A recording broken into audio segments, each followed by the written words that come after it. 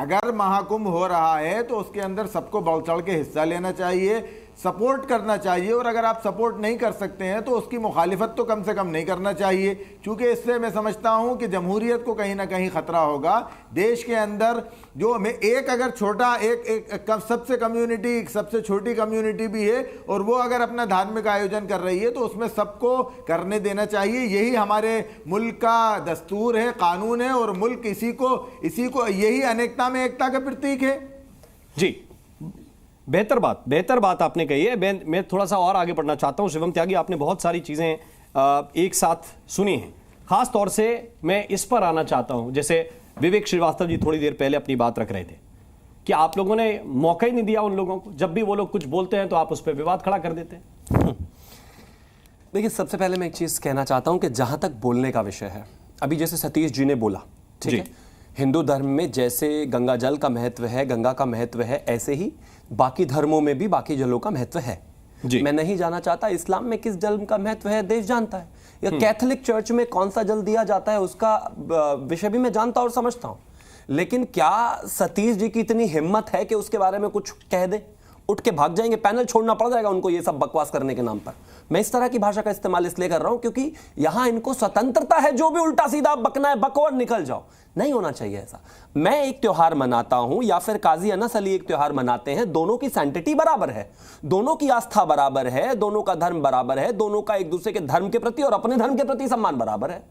तो जाहिर है हम उस आस्था को छेड़कर उसमें क्यों अपनी राजनीति करना चाहते हैं। और इससे आगे एक और चीज मैं कहना चाहता हूं, ये कहा गया कि भाई इस तरह की चीजें हैं यहां पर गंगा में, ये साफ वो साफ, और उसके अलावा विवेक जी ने जो खास तौर पे कहा, मैं मानता हूं कि ये तो मुझे लगता है कि हिंदू धर्म के नए रिसर्च स्कॉलर हैं, वो ऊपर सुबह गूगल करके 4 लाइनें पढ़ के आते हैं और उसी में से अपना बाकी की डिबेट निकाल देते हैं और इनको लगता है कि हम इसी तरह की बातें करेंगे। अब मैं वर्ण व्यवस्था पर बहुत लंबा नहीं जाना चाहता, नहीं प्लीज विवेक जी बस हो जाइए ना। लेकिन एक चीज बहुत बेहतर लगी है, यहां पर समाजवादी पार्टी के प्रवक्ता जो कि हिंदू हैं, उनसे ज्यादा बेहतर भाषा जो है इस समय इस्लामिक स्कॉलर जो अनस है उनकी है।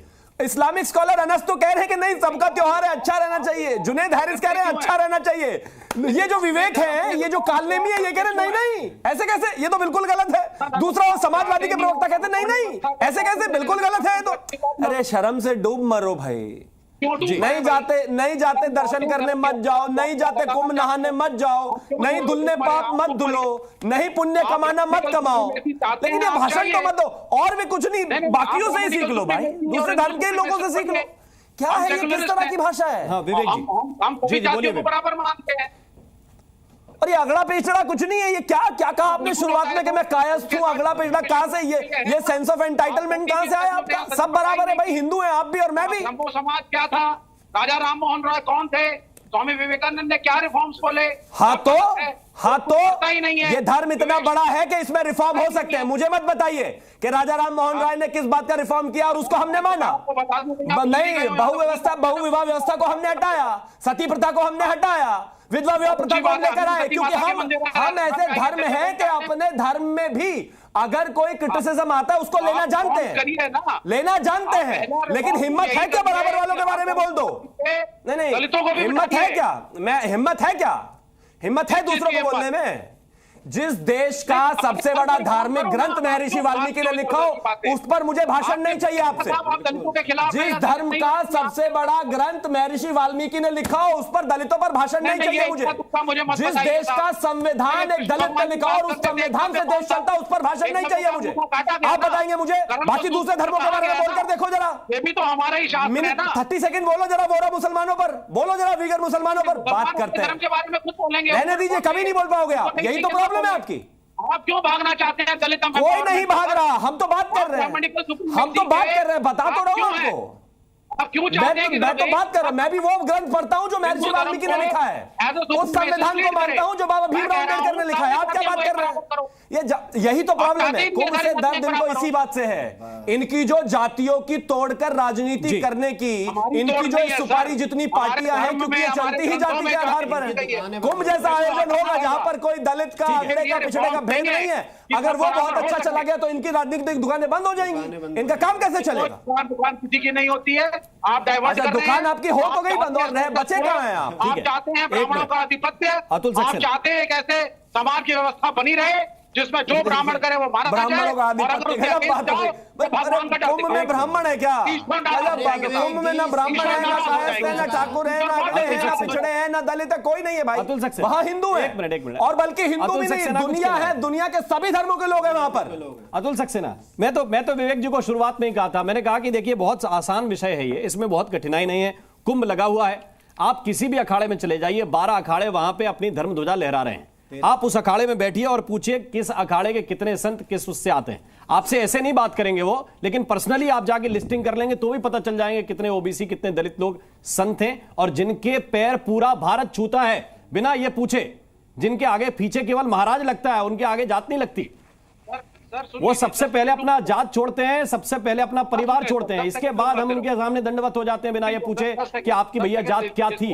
वो आज संत हैं, उनके संत ही रहेंगे। मैं बता देता हूँ, अभी जिस महाराज जिस कालीचरण जी को आप जी था, महान संत कालीचरण, वो गांधी को गाली देते हैं, कहते हैं गोडसे जिंदाबाद, ठीक है। यहाँ खड़े होकर के संसदों को वो गालियां दे रहे थे और आप चुपचाप बैठ करके देखिए विवेक श्रीवास्तव, मैंने तत्काल कहा कि आपकी भाषा आपत्तिजनक है। अब आप ब्राह्मणों को बैठ के भला बुरा कह रहे हैं। अब कल के दिन ब्राह्मण मेरे खिलाफ मोर्चा लेके बैठ जाएं कि भाई साहब आप इनको क्यों बोलने दे रहे थे, ये आपकी राय है। मैंने उनसे कहा कि ये कुत्ता शब्द आपत्तिजनक है, इसको मत इस्तेमाल कीजिए।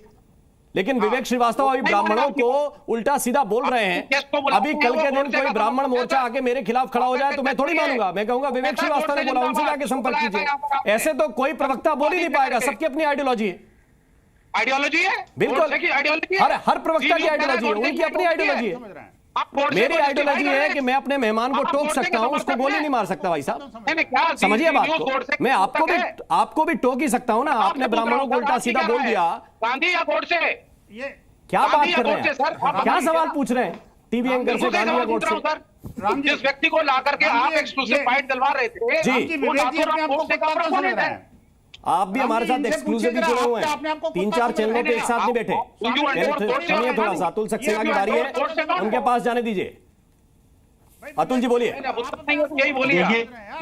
देखिए मोहन जी, अभी मेरे भाजपा के साथी ने हमारा नाम लिया और उसमें मैं ये कहना चाहूंगा कि बोलने की स्वतंत्रता ना केवल भाजपा को ही नहीं होनी चाहिए। नहीं, आप बोलिए। जिस तरीके से अभी कालीचरण महाराज जी ने जिन शब्दों का यूज किया, कुत्ता कह करके, ठीक है, क्या इन्हें शोभा देता है?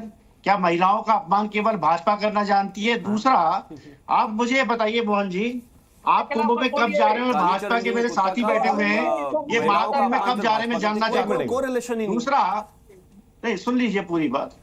मैंने जब डिबेट शुरू हुई तो मैंने अवस्थाओं का जिक्र करा, जाने ना जाने की मैंने व्यक्तिगत आस्था का बात बताया। नहीं, आपके नेताओं ने उस पे, आपके